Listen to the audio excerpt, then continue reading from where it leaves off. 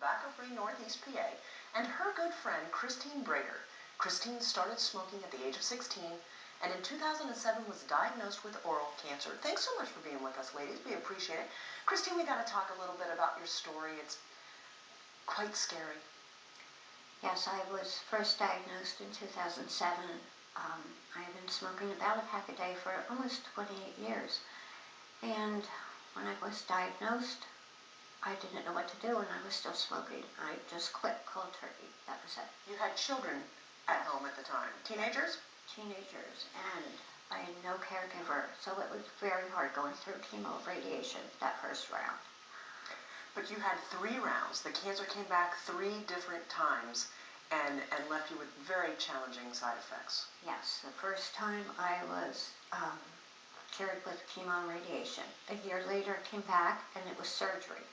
At that point I still looked fine. The third round, though, was a round that almost did me in. My chances of survival were very slim, and my doctor told me to get my affairs in order, which I did. I prepared to die.